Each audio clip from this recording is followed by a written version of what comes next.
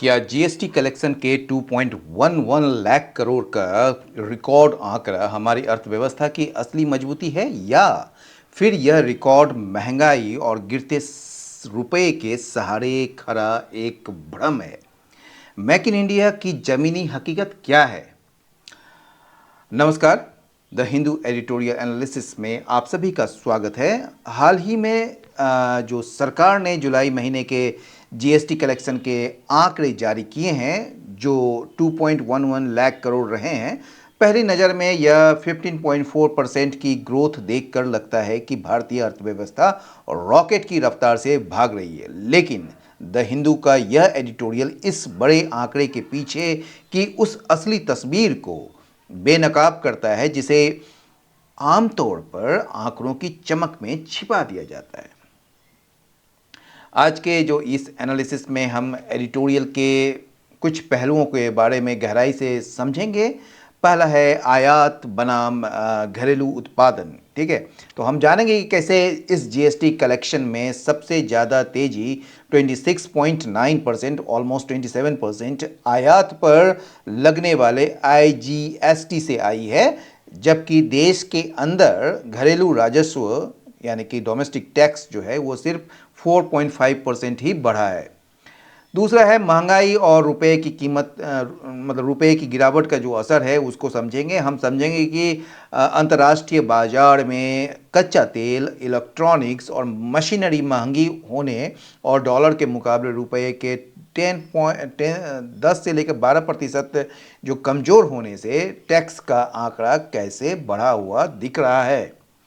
तीसरा जो पहलू है वो है औद्योगिक सुस्ती और डब्ल्यूपीआई इन्फ्लेशन, यानी कि विनिर्माण का विकास 5 साल के निचले स्तर पर होने के बावजूद 7.18% की थोक महंगाई ने कैसे इस एड वैलोरम टैक्स को बढ़ाया है। और नेक्स्ट जो पॉइंट है वो है क्षेत्रीय असमानता, फिस्कल डिस्पैरिटीज। देश के केवल 16 राज्य ही राष्ट्रीय औसत से बेहतर परफॉर्म कर पाए हैं। क्यों ज़्यादा राज्य केंद्रीय फंड्स पर निर्भर हैं, और जीएसटी 3 में इसमें सुधार क्यों जरूरी है? और मेक इन इंडिया का कड़वा सच एडिटोरियल चेतावनी देता है कि जब तक टैक्स कलेक्शन देश के उत्पादन और आम जनता की खपत से नहीं बढ़ेगा, तब तक मेक इन इंडिया महज एक बड़ा दावा ही बना रहेगा। तो चलिए बिना किसी देरी के इस पूरे आर्टिकल को वर्ड बाय वर्ड और कॉन्सेप्ट बाय कॉन्सेप्ट डिकोड करना शुरू करते हैं। वीडियो को अंत तक जरूर देखिएगा और इसका जो वर्ड्स है वो भी देख लेते हैं। मैट्रिक्स जो होते हैं, आंकड़े या पैमाना होता है, मेजर्स, इंडिकेटर्स या फिर पैरामीटर्स। एंड हो जाएगा गेसेस, एजम्पशंस या एस्टिमेट्स। डिस्पैरिटी असमानता, इनइक्वालिटी, इम्बैलेंस, डिस्क्रिपेंसी। एंड हो जाएगा इक्वालिटी, सिमिलरिटी, पैरिटी। बुआयंसी का मतलब उछाल, ग्रोथ, रेजिलियंस या फिर एक्सपेंशन। एंड हो जाएगा डिप्रेशन, डिक्लाइन या स्लम्प। डेप्रिसिएशन मतलब मूल्य ह्रास या कीमत में गिरावट। डिवैल्यूएशन, डिक्लाइन या फॉल। एंड हो जाएगा एप्रिसिएशन, राइज या इन्हांसमेंट। बुलियन का जो मतलब होता है खरा सोना या चांदी, इनगॉट, बार या फिर स्पेशी। एंड हो जाएगा और स्क्रैप या फिर वेस्ट। ट्रैक्शन का मतलब खिंचाव, गति या पकड़, मोमेंटम फॉर प्रोग्रेस या फिर एडवांटेज। एंड हो जाएगा स्लिपेज, स्टैंड स्टिल या रिट्रोगेशन। एड वैलोरम का मतलब मूल्यवर्धित या मूल्य के अनुसार। ठीक है, प्रोपोर्शनल, स्केल्ड या वैल्यू बेस्ड। एंड हो जाएगा फिक्स्ड, फ्लैट या अनरिलेटेड। डिवॉल्यूशन का जो मतलब होता है हस्तांतरण या शक्तियों का बंटवारा। डिसेंट्रलाइजेशन, डेलीगेशन या ट्रांसफर। एंड हो जाएगा सेंट्रलाइजेशन, रिटेंशन या फिर कॉन्सेंट्रेशन। ट्रेजेक्ट्री का जो मतलब होता है विकास मार्ग, या आप कह सकते हैं रास्ता, कह सकते हैं इसको सिंपल। डेवलपमेंट भी कह सकते हैं, प्रोग्रेशन या डायरेक्शन, ट्रेजेक्ट्री। ठीक है, इसका एंड हो जाएगा डिक्लाइन, रिग्रेशन या ड्रॉप। टॉल क्लेम मतलब बड़ा दावा या डिंग मारना, एग्जेजरेशन या बोस्ट या फिर ओवर स्टेटमेंट। एंड हो जाएगा फैक्ट, ट्रूथ या अंडर स्टेटमेंट। फेरेट आउट का जो मतलब होता है ये फ्रेजल वर्ब है। इसका मतलब होता है to search for and discover something through persistent effort और इन्वेस्टिगेशन। यानी कि लगातार कोशिश या जांच के बाद जो कोई चीज़ को आप ढूंढ निकालते हैं उसको कहते हैं फेरेट आउट करते हैं। The careful analysis of the text data ferrets out, वो उजागर करता है, सामने लाता है the hidden disparities among states, या जो जो स्टेट्स के बीच जो छिपी हुई जो असमानता है उसको सामने लेकर आता है। हैवी लिफ्टिंग का जो मतलब होता है सबसे कठिन काम, मतलब सबसे कठिन या मुख्य काम करना या बड़ा योगदान देना। Imports are doing much of the heavy lifting, ठीक है ना। इंपोर्ट्स जो है ना वो मतलब कि सबसे ज़्यादा मतलब कि योगदान देता है इन बूस्टिंग ओवरऑल जीएसटी रेवेन्यूज़, यानी कि कुल जीएसटी राजस्व को बढ़ाने में सबसे मुख्य योगदान ये जो है आयात देता है। पिगीबैक ऑन का जो मतलब होता है किसी अन्य चीज का सहारा लेना या किसी के कंधों पर सवार होकर लाभ उठाना, ठीक है ना। And to use an existing situation system और tend to achieve success without putting in independent effort, यानी कि किसी और का सहारा लेके आप कोई चीज को मतलब लाभ उठाते हैं उसको कहते हैं piggyback on. Higher tax collection, ठीक है ना, should not piggyback on local inflation, ये लोकल इन्फ्लेशन पर जो है ये हायर टैक्स कलेक्शन जो है वो क्या कहते हैं आपको पिगीबैक नहीं होना चाहिए, उस पर निर्भर नहीं होना चाहिए उस, ठीक है। यानी कि उच्च कर संग्रह जो है ना को स्थानीय महंगाई का सहारा लेकर नहीं बढ़ना चाहिए, मतलब उस पर डिपेंडेंट नहीं होना चाहिए। टॉल क्लेम तो बता ही दिए हैं, बड़ा दावा। Without strong domestic manufacturing rapid economic growth remains a tall claim. ये मतलब कहा जा रहा है कि जो स्ट्रॉन्ग डोमेस्टिक मैन्युफैक्चरिंग के बिना जो है ना ये जो तेज़ी से जो आर्थिक विकास या जो वृद्धि है वो एक बड़ी बड़ी बातें ही रह जाएंगी या एक दावे ही रह जाएंगे। चेकर्ड पाथ, उतार चढ़ाव भरा रास्ता, चेकर्ड पाथ, अनिश्चित प्रगति, ठीक है। तो द स्टेट्स का टैक्स ग्रोथ जो है ये बताता है एक चेकर्ड पाथ को due to irregular industrial activity, जो इररेगुलर है अनियमित औद्योगिक गतिविधि जो है ना उसके कारण राज्य के टैक्स विकास में जो है उतार चढ़ाव भरा रास्ता दिखता है, मतलब कभी कम कभी ज़्यादा, ये चीज़ है। क्योंकि स्टेट टैक्स ग्रोथ वो हमेशा दिखाएगा चेकर्ड पाथ, ये इसलिए दिखाएगा क्योंकि इरेगुलर जो है ना मतलब रेगुलर नहीं है, इरेगुलर इंडस्ट्रियल एक्टिविटी की वजह से। क्वांटम शिफ्ट का मतलब बड़ा बदलाव, क्रांतिकारी बदलाव। India needs a quantum shift in private industry, private industry में क्वांटम बड़े बदलाव की जरूरत है, ठीक है। Private industry research spending to foster innovation, यानी कि जो कह सकते हैं नवाचार को बढ़ावा देने के लिए भारत के निजी उद्योग अनुसंधान खर्च में एक बड़े बदलाव की आवश्यकता है। चलिए हो गया ये। चलते हैं यहाँ पर हाइज एंड लॉज। आज का जो शीर्षक है जो मतलब हेडलाइन है वो बताता है कि टैक्स कलेक्शन के आंकड़ों से जुड़ी कुछ पॉजिटिव बातें, कुछ अंडरलाइंग कंसर्न्स के बारे में बताता है और इसी का विश्लेषण किया गया है इसमें। ये जो है जीएसटी मैट्रिक्स का जो मतलब आप समझते हैं, ये जीएसटी मैट्रिक्स के बारे में यानी कि जीएसटी के आंकड़े या पैमाने के बारे में, ठीक है। और इसका जो सब हेडलाइन जो है जिसको आप देख रहे हैं, GST must be fuelled, GST जो है वो फ्यूल्ड होना चाहिए, यानी कि एक तरीके से पुष्ट होना चाहिए, एक तरीके से उसको बढ़ावा मिलना चाहिए बाय डोमेस्टिक प्रोडक्शन से, न कि इन्फ्लेशन से, न ही इंपोर्ट से, ठीक है। यानी कि जीएसटी से मिलने वाले जो राजस्व में असली और टिकाऊ बढ़ोतरी तब मानी जाएगी जब देश के अंदर सामान का उत्पादन बढ़े। यदि यह टैक्स संग्रह सिर्फ महंगाई यानी कि इन्फ्लेशन बढ़ने या विदेश से ज़्यादा सामान आयात करने के कारण बढ़ा दिख रहा है तो यह देश की अर्थव्यवस्था की वास्तविक मजबूती को नहीं दर्शाता है। तो इसलिए कहा जा रहा है कि जीएसटी जो है ना वो डोमेस्टिक प्रोडक्शन से फ्यूल्ड होना चाहिए, मतलब उसको बढ़ना चाहिए, ना कि इन्फ्लेशन से या फिर आप कह सकते हैं क्या कहते हैं उसको इंपोर्ट से। बाहर से हम तेल आयात करते हैं, सोना आयात करते हैं, ये सबसे बढ़ रहा है ना।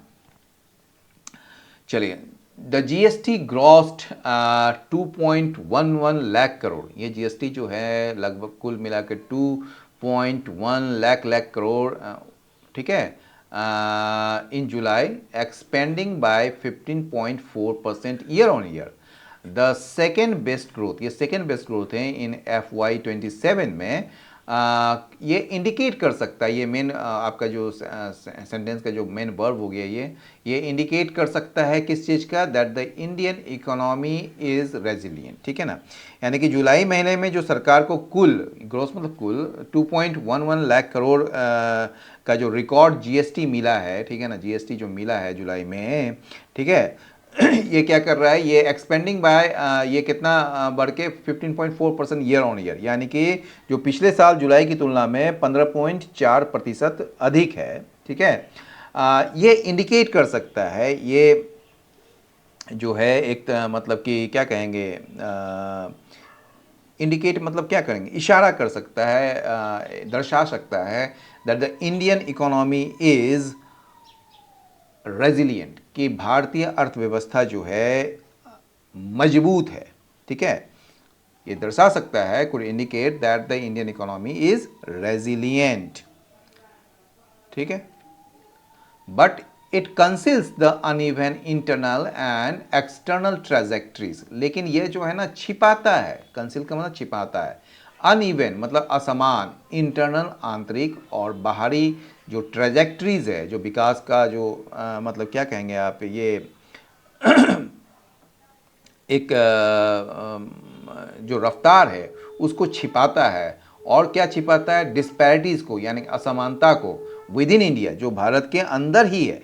यानी कि यह जो भारी भरकम टैक्स का आंकड़ा जो है ना, यह अंदरूनी समस्याओं को छिपा देता है। समस्या यह है कि देश के अंदरूनी इलाके में और बाहरी व्यापार में विकास की रफ्तार एक समान नहीं है। साथ ही भारत के जो अलग अलग राज्यों के बीच आर्थिक असमानता भी बनी हुई है। The 26.9% growth in import IGST vis-a-vis 4.5% rise in domestic revenues ferrets out the criticality in the trade-led tax buoyancy। अब बोल रहा है कि 26.9% लगभग 27% का जो ग्रोथ है इम्पोर्ट IGST में, यानी कि जो बाहर से जो टैक्स जो लग रहा है ना उस पर विज मतलब इन रिलेशन टू 4.5%, अगर इसकी तुलना करें 4.5% ही मात्र जो बढ़ोतरी हुई है डोमेस्टिक रेवेन्यूज़ में, यह उजागर करता है, यह सामने लाता है the criticality of the trade led tax buoyancy, ठीक है। यानी कि ये जो है मतलब विदेशों से आने वाला सामान जो है, जो कि जो एकीकृत जीएसटी यानी कि इंटीग्रेटेड जीएसटी जो है जिस पर लगता है, उसमें लगभग 27% की यानी कि 26.9% की भारी बढ़त दर्ज की गई है। लेकिन इसके विपरीत अगर देखें तो हमारे देश के भीतर होने वाला जो व्यापार है उस पर टैक्स केवल 4.5% ही बढ़ा है, ठीक है। और यह बड़ा अंतर साफ उजागर करता है, फेरेट्स आउट करता है, क्या करता है कि जीएसटी में आ रही तेजी देश के अंदर उत्पादन से नहीं है बल्कि विदेश से सामान मंगाने पर निर्भर है, ठीक है ना। यानी कि ये जो criticality in the trade led यानी कि जो व्यापार संबंधित जो टैक्स बुआयंसी है ना, जो बाहर से आ रहे हैं उसके बारे में जो है, इसके बारे में मतलब व्यापार संचालित कहिए इसको, ट्रेड लेड का मतलब व्यापार संचालित, टैक्स तो टैक्स होता है कर, और बुआयंसी मतलब उछाल। तो ये जो व्यापार से संचालित जो टैक्स बुआयंसी है उसकी क्रिटिकलिटी, उसकी गंभीरता को उजागर करती है, ठीक है। क्रिटिकलिटी क्रिटिकल होता है ना। IGST's faster pickup started during the post pandemic recovery। अब बोल रहा है कि IGST का जो फास्टर पिकअप है मतलब कि तेजी से जो उसमें तेजी जो आई, फास्टर पिकअप जो है ये कब स्टार्ट हुआ था, पोस्ट पैंडेमिक रिकवरी के दौरान, जो कि रिफ्लेक्टिव है ऑफ ग्लोबल कमोडिटी इन्फ्लेशन का। क्या है, यानी कि अंतर्राष्ट्रीय बाजार में कच्चे माल और वस्तुओं की कीमत बढ़ने का ये एक रिफ्लेक्शन है, एक रिफ्लेक्टिव है। Higher imports of capital goods का रिफ्लेक्टिव है, एंड द रुपीज़ का डेप्रिसिएशन का रिफ्लेक्टिव है। यानी कि कहा जा रहा है कि जो आयात पर लगने वाला जो आईजीएसटी है उसमें यह तेजी कोरोना महामारी के बाद से आनी शुरू हुई। इसके जो तीन मुख्य कारण जो बताए गए हैं वो यह है कि आपका जो है ग्लोबल कमोडिटी इन्फ्लेशन जो है, यानी कि जो अंतर्राष्ट्रीय बाजार में कच्चे माल और वस्तुओं की कीमतें जो बढ़ी है उसका। दूसरा है higher imports of capital goods. दूसरा क्या है, जो भारत में जो मशीनरी जैसे चीज़ों का आयात बढ़ा है, ठीक है, कैपिटल गुड्स वही चीज़ हुआ, मशीनरी।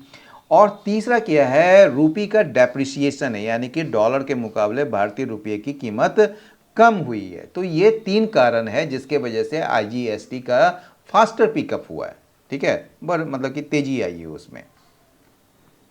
10 to 12% appreciation. अब बोल रहा है कि 10 से 12% का जो अवमूल्यन हुआ है इंडियन डिनोमिनेशन का, ठीक है ना, कहने कि भारतीय जो रुपया का, ओवर द पास्ट ईयर, पिछले साल में, had it's reflection on the rupee cost of crude oil, electronics, machinery and chemicals. They collectively constitute as much as 50% of the total imports, contributing to a higher import bill, ठीक है, 50% के लगभग, ठीक है ना। यानी कि पिछले साल जो है भारतीय रुपया 10 से 12% की जो है इसमें अवमूल्यन हुआ या कमज़ोर हुआ। और क्या हुआ कि इसका जो रिफ्लेक्शन था, इसका जो मतलब कि असर जो था वो किस में हुआ, वो हुआ आपका कच्चे तेल के कीमत में, यानी कि जो आप रूपी के माध्यम से जो कीमत चुकाते हैं उसमें ये हुआ। इलेक्ट्रॉनिक्स के कॉस्ट में, आपका मशीनरी के कॉस्ट में, केमिकल्स के कॉस्ट में, ठीक है ना, ठीक है। ये सब जो है इलेक्ट्रॉनिक सामान, मशीनें और रसायन जैसी चीज़ें जो है जिन्हें भारत जो है बाहर से खरीदता है, वो रुपये के हिसाब से अधिक महंगी हो गई। उसका असर रुपये में बहुत ज़्यादा मतलब कि प्रतिकूल पड़ा, ठीक है। अब कह रहा है कि इसके देखिए एडिशनल इन्फॉर्मेशन है, दे कलेक्टेड, ये सारे चीज़ जो है ना, आपके इलेक्ट्रॉनिक्स हो गया, क्रूड ऑयल हो गया, मशीनरी हो गया, केमिकल्स हो गया, ये जो आयात करते हैं, ये मिलाकर जो है ये क्या है, टोटल इंपोर्ट्स का, यानी कि भारत के कुल आयात का आधा हिस्सा यही चीज़ है, ठीक है, जो कि योगदान देता है हाइयर इंपोर्ट बिल का। यानी कि ये जो आयात बिल बढ़ गया है ना, वो इसी कारण सरकार, मतलब कि क्या कहेंगे, आपका जो आईजीएसटी जो है, जो टैक्स कलेक्शन है, वो भी ज़्यादा आपको दिख रहा है इसके। तो कंट्रीब्यूटिंग हाइयर इंपोर्ट बिल, जिसके वजह से और ज़्यादा इंपोर्ट बिल देखने को मिला आपको, या इसमें इसका योगदान था। कंट्रीब्यूट का मतलब इसके वजह से होना, ठीक है ना, कंट्रीब्यूट करना। कंट्रीब्यूट का मतलब योगदान तो होता ही ना, तो योगदान किस वजह से होता है, कुछ किसी के कारण होता है ना। तो कंट्रीब्यूट का एक मतलब causing a higher import bill. All the gold imports added to higher IGST. यहाँ पर देखिए ये बड़ा अच्छा लाइन है और समझने की कोशिश किया। हालांकि जो गोल्ड इंपोर्ट्स जो है, गोल्ड भी तो हम लोग बाहर से ही लेते हैं ना, तो ये हायर आईजीएसटी कलेक्शंस में ये ऐड है।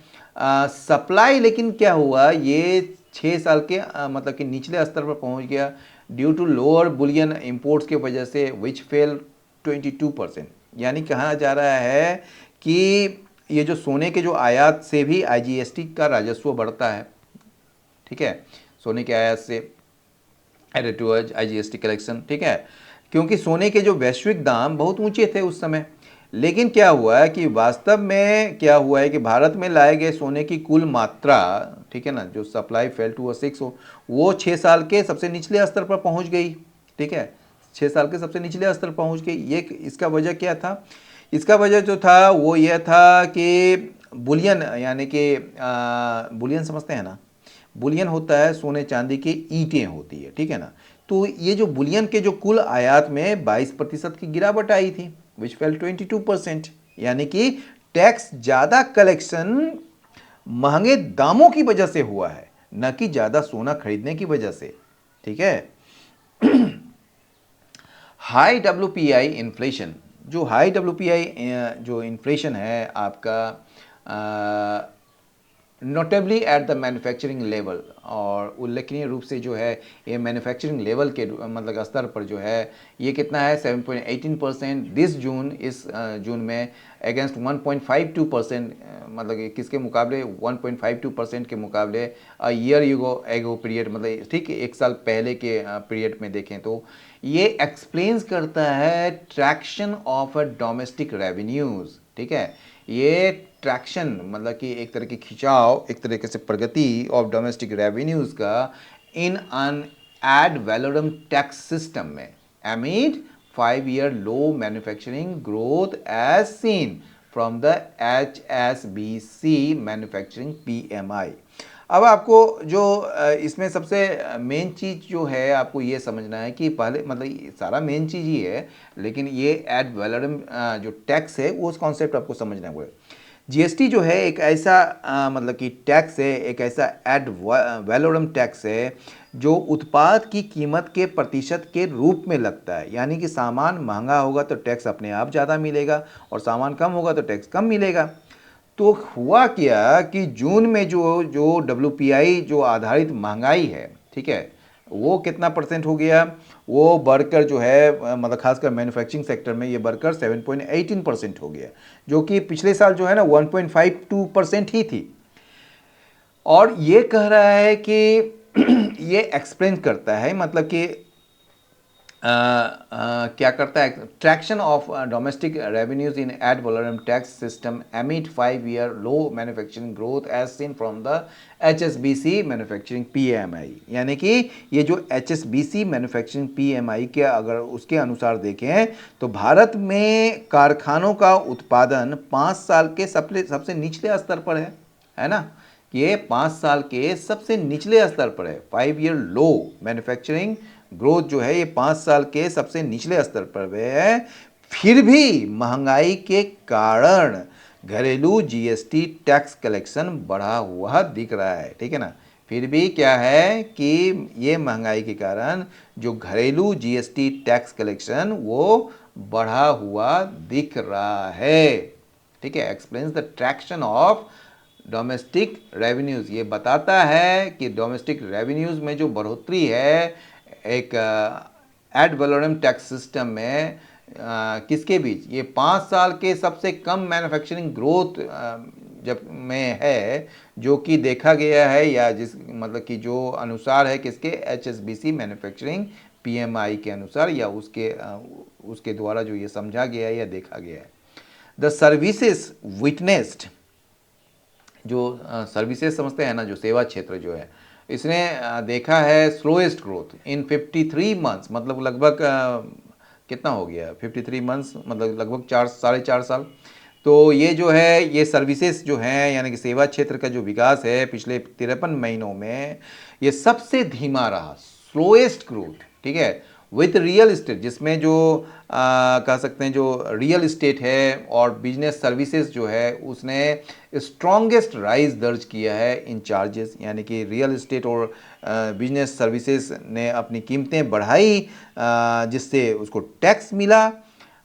But the sectors GST buoyancy is concentrated geographically, लेकिन कहा जा रहा है कि ये जो सर्विसेज हैं इससे मिलने वाला ईयर GST टैक्स देश के चुनिंदा बड़े राज्यों शहरों तक ही सीमित है, ये कॉन्सेंट्रेटेड है, पूरे देश में एक समान नहीं है। ठीक है, ये कॉन्सेंट्रेटेड है जियोग्राफिकली, ठीक है ना, but the sectors GST buoyancy is concentrated, ये सीमित है जियोग्राफिकली, यानी कि अलग अलग क्षेत्र में है, हर जगह एक समान नहीं है भैया। द फिजिकल सेकेंड पैराग्राफ में आते हैं, the physical reality is that only 16 states, अब बोल रहा है कि ये फिजिकल रियलिटी जो है वास्तविक जो मतलब सच्चाई जो है आपका फिजिकल का, वो क्या है कि केवल 16 स्टेट्स और यूटी ही जो है उसने रिपोर्ट किया है post settlement GST growth exceeding the national average, and a little over a dozen states so higher than average growth in GST, showing an increasingly checkered path as manufacturing and organized services are concentrated in a few jurisdiction। यहां तक पहले पढ़ लेते हैं। ठीक है, ये जो ये पूरे पढ़ लें, पूरे पढ़ लेते हैं। अदर्स अदर्स जो है, जो अन्य है, specially those with a larger unorganised sector, जहाँ पर मतलब कि अनऑर्गेनाइज सेक्टर है, जहाँ पर ज़्यादा वो स्ट्रगल कर रहे हैं टैक्स वॉयंसी को जनरेट करने में, बिकमिंग डिपेंडेंट, जो निर्भर हो रहे हैं central transfers and finance commission के डिवोल्यूशन पर। ठीक है, तो इतना बड़ा लाइन को पहले पढ़ लेते हैं। ये पूरा लाइन है भैया, कितना लाइन का है, 1 2 3 2 5 5 5 10, वाह 10 से 11 लाइन का है। ये है हिंदू का काबिलियत, समझे। तो कह रहा है कि जो राजकोषीय सच्चाई जो है वो क्या है कि भारत के केवल 16 राज्य और केंद्र शासित प्रदेश जो है, ठीक है, को ही राष्ट्रीय औसत, ठीक है, कि राष्ट्रीय औसत से ज़्यादा जीएसटी राजस्व मिला है। ठीक है, have reported post settlement GST growth exceeding the national average, यानी कि भारत के केवल 16 राज्यों और केंद्र शासित प्रदेशों के ही राष्ट्रीय औसत से ज़्यादा जीएसटी राजस्व मिला है। ठीक है, and a little over a dozen states, और जो कह सकते हैं कि ये जो एक दर्जन से, मतलब एक दर्जन से कुछ अधिक राज्यों ने जीएसटी में औसत से अधिक वृद्धि देखी है। ठीक है ना, a little over a dozen states, इसने देखा है higher than average growth in GST, यानी कि जीएसटी में, ठीक है, औसत से अधिक वृद्धि देखी है। ठीक है, हाँ, सोइंग जो दर्शाता है अन इंक्रीजिंगली चैकर्ड पाथ, जो क्या दर्शाता है, एक चैकर्ड पाथ को, एक क्या कहेंगे, एक विषम, एक उतार चढ़ाव भरे जो रास्ते हैं उसको दर्शाता है। किसके संबंध में, एज, क्योंकि जो एज मतलब क्योंकि, because manufacturing and organised services, क्योंकि मैन्युफैक्चरिंग और जो ऑर्गेनाइज जो सर्विसेज हैं वो कुछ ही मतलब are concentrated in a few jurisdiction, वो कुछ ही क्षेत्रों में ही केंद्रित हैं, सब जगह केंद्रित नहीं है। लेकिन जो अन्य हैं, अदर्स जो हैं, specially those with a larger unorganised sector, खास करके वे जो, जहाँ पर जो है एक बड़ा असंगठित क्षेत्र वाले इलाके जो हैं, ठीक है, वो स्ट्रगल कर रहे हैं। ठीक है, टू जनरेट टैक्स वॉयंसी, यानी कि कर को पैदा करने में, या टैक्स वॉयंसी को पैदा करने में, ठीक है, वो संघर्ष करते नजर आ रहे हैं। ठीक है, मतलब उनको बहुत काफ़ी मशक्क़त करना पड़ रहा है, लेकिन फिर भी वो नहीं कर पा रहे हैं, बिकमिंग डिपेंडेंट, और वे जो है इसके लिए क्या कर रहे हैं, निर्भर हो रहे हैं सेंट्रल ट्रांसफर्स में, यानी केंद्रीय एक तरीके से हस्तांतरण पर, और वित्त फाइनेंस कमीशन के डिवोल्यूशन पर, वित्त आयोग के हस्तांतरण, या आप कह सकते हैं वित्त आयोग के द्वारा जो मदद है उस पर जो है ये निर्भर कर रहा है, या उस पर निर्भर हो रहे हैं। कितना बड़ा लाइन है भैया, इतना बड़ा लाइन कोई लिखता है क्या। जीएसटी 3, ये जो नया जीएसटी है आपका, जो 3.0 है, वो शुड इंश्योर, इसको सुनिश्चित करना चाहिए that the benefits of economic expansion का जो बेनिफिट्स है वो जियोग्राफिकली ब्रॉड बेस्ड होना चाहिए, ये चारों तरफ एक ही जैसा होना चाहिए, सब जगह जो है सभी राज्यों को ये बेनिफिट्स होना चाहिए, एंड फिजिकली इंक्लूसिव, और ये जो फिजिकली इंक्लूसिव भी होना चाहिए, यानी कि आप कह रहे हैं कि सरकार को अब जीएसटी व्यवस्था के अगले चरण, यानी कि जीएसटी 3 में ऐसे सुधार करने चाहिए जिससे आर्थिक विकास का फायदा देश के सभी राज्यों और क्षेत्रों को बराबर मिले। कर प्रणाली ऐसी होनी चाहिए जिसमें छोटे और पिछड़े राज्य भी वित्तीय रूप से मजबूत हो सके, फिजिकली इंक्लूसिव हो सके।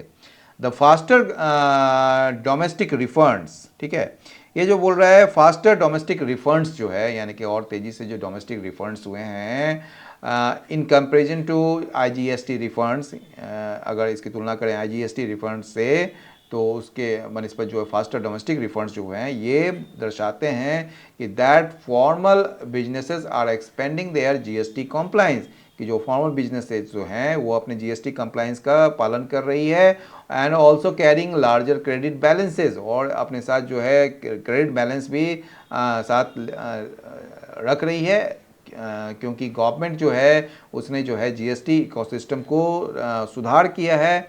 इवन एज भले ही जो है फॉल्ट लाइन्स जो है such as input tax credit disputes है और लिटिगेशन जो है वो अभी भी अनसुलझे हैं, ठीक है। तो कहने का ये मतलब कि विदेश व्यापार के मुकाबले, ठीक है ना, ये जो विदेश व्यापार या जीएसटी रिफंड्स जो है उसके मुकाबले देश के जो अंदरूनी है, जो फास्टर डोमेस्टिक रिफंड्स जो है, ठीक है, अंदरूनी व्यापारियों को जीएसटी रिफंड जल्दी मिल रहा है। इसका मतलब क्या है? इसका मतलब है, ये इम्प्लाई करता है कि देश की औपचारिक जो कंपनियां हैं, जो फॉर्मल कंपनियां हैं, वो क्या कर रही है, जीएसटी के नियमों का सही पालन कर रही है, that expending their GST compliance. और क्या कर रही है, और क्या कहेंगे आप, जो टैक्स क्रेडिट बैलेंस उसके पास और ज़्यादा हो रहा है, क्योंकि सरकार ने जो है जीएसटी इकोसिस्टम को, यानी कि जीएसटी के नियमों को मतलब कि सही किया है, ठीक है, या सिस्टम को मतलब कि उसमें सुधार लाया है, इम्प्रूव द जीएसटी इकोसिस्टम, ठीक है। हालांकि या भले ही जो फॉल्ट लाइंस जो ना इनपुट टैक्स क्रेडिट और लिटिगेशन मुकदमेबाजी जैसे जो फॉल्ट लाइंस है, ठीक है, वो अभी भी अनसुलझे हैं, ठीक है। फॉल्ट लाइंस मतलब क्या हो गए, खामियां जिसको कहिए आप। द जुलाई नंबर्स, अब बोल रहा है कि जुलाई के जो आंकड़े आए हैं ना, जुलाई के जो जीएसटी के आंकड़े जो हैं, ऊपर कर देते हैं, द जुलाई नंबर्स जो है वो क्लोजर रीडिंग की मांग करता है। As a healthy GST trajectory should reflect domestic production, growing incomes and broad based consumption rather than exchange rate induced gains in import taxation and piggyback riding on local inflation। बड़ा important line है ये। तो जुलाई के जो GST आंकड़ों का जो है क्या करते हैं, ये जो आपका जुलाई का जो नंबर्स है, आंकड़े जो हैं, ये एक क्या कहेंगे आप इसको, बारीक से विश्लेषण करने की इसकी ज़रूरत है, वारंट मतलब इसकी ज़रूरत है क्लोजर रीडिंग का, क्योंकि जो हेल्दी जीएसटी ट्रेजेक्ट्री है, ठीक है ना, क्योंकि एक स्वस्थ एक स्वस्थ अर्थव्यवस्था में जीएसटी का जो बढ़ना जो है, इस बात का सबूत होना चाहिए, एक ठीक है, शुड रिफ्लेक्ट, उसको रिफ्लेक्ट करना चाहिए डोमेस्टिक प्रोडक्शन को, ग्रोइंग इनकम्स को और ब्रॉड बेस्ड कंजम्पशन को, ठीक है। यानी कि इससे क्या होना चाहिए कि देश में क्या कहेंगे, सामान अधिक बनना, या फिर लोगों की जो कमाई बढ़ना, या फिर आम जनता जो है जो खरीदारी कर रही है, जो कंजम्पशन कर रही है, उसको लेकर आना, ठीक है। तो ये जो है ये इस चीज़ को दर्शाता है, ठीक है ना। तो वही चीज़ है कि जो क्या कहेंगे उसको, ये रिफ्लेक्ट करता है एक तरीके से। और इसमें एक चीज़ और दिया हुआ है, रादर देन, न कि एक्सचेंज रेट इंड्यूस्ड गेंस होना चाहिए, यानी कि ये जो एक्सचेंज रेट इंड्यूस्ड जो है टैक्स का, ये जो आंकड़ा केवल रुपये के कमज़ोर होने से आयात पर मिले ज़्यादा टैक्स या देश में बढ़ती महंगाई के सहारे बढ़ा हुआ नहीं दिखना चाहिए। यानी कि जो एक्सचेंज रेट इंड्यूस्ड गेंस इन इंपोर्ट टैक्सेशन में से जो हो रहा है उसके वजह से नहीं होना चाहिए, न ही जो है लोकल इन्फ्लेशन, जो लोकल इन्फ्लेशन है, मतलब कि स्थानीय जो महंगाई, बढ़ती महंगाई है, उसके सहारे पिगबैक राइडिंग, मतलब वही चीज़, उसके सहारे बढ़ा हुआ नहीं दिखना चाहिए। इसका ये दिखना चाहिए किसमें, डोमेस्टिक प्रोडक्शन में, ग्रोइंग इनकम्स में और ब्रॉड बेस्ड कंजम्पशन में, तभी ये जो है वास्तव में जो है जीएसटी ट्रैजेक्टरी हेल्दी माना जाएगा, ठीक है। अदरवाइज, अन्यथा make in India remains a tall claim, ठीक है, नहीं तो, या अन्यथा ये जो मेक इन इंडिया के जो दावे हैं वो एक बड़े दावे बनकर रह जाएंगे, ठीक है, या बड़ी बड़ी बातें जहाँ पर होती है ना, बड़े दावे बनकर रह जाएंगे, क्योंकि imported inputs do much of the heavy lifting in the GST matrix, क्योंकि जो इम्पोर्टेड इनपुट्स है, ठीक है, यानी कि आप कह सकते हैं जो क्या कहेंगे, जो विदेशों से मंगाए गए सामान और कच्चे माल पर लगने वाला जो टैक्स है, वही मुख्य काम कर रहे हैं पूरे जीएसटी मैट्रिक्स में, ठीक है। तो यानी कि मुख्य योगदान देते हैं। तो ये चीज़ पहले मेक इन इंडिया का जो है ना, वो टॉल क्लेम ये अगर नहीं बनना है तो सरकार को जो है आईजीएसटी से हटकर जीएसटी मैट्रिक्स पर ज़्यादा ध्यान देना चाहिए। तो ये बात हो रही है कहने की। तो आज के इस द हिंदू एडिटोरियल से ये साफ है कि सिर्फ टैक्स कलेक्शन के आंकड़ों की चमक से देश की आर्थिक मजबूती तय नहीं होती।